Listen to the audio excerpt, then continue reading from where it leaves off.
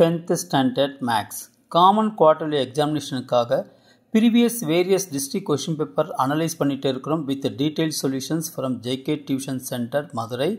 Various district question paper நீங்கள் நல்ல தரவா பார்த்துட்டேன்னா you will get more than 90% of the marks கண்டிப்பாக வாங்க முடியும். Let us start part 1 question number 12.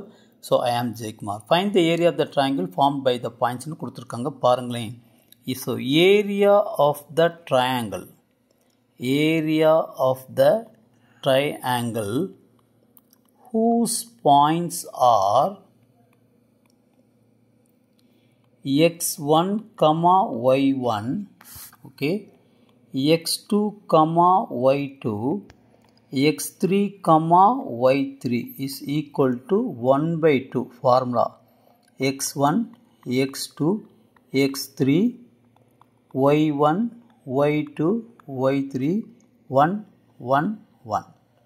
okay, இப்போ பாருங்களேன், area of the triangle whose points are என்ன கொடுத்துருக்காங்க பாருங்க, -5, 0, 0, -5 and 5, 0. ஓகேவா?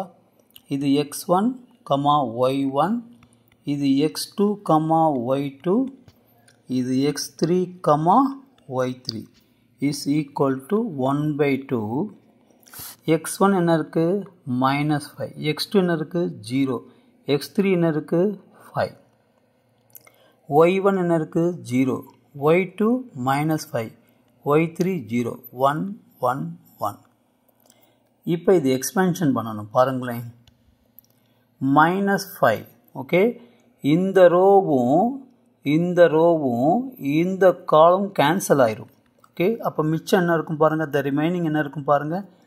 ஸோ -5 1 0 1, இங்கே -0, இங்கே எழுத தேவையில்லை, ஜீரோட +1.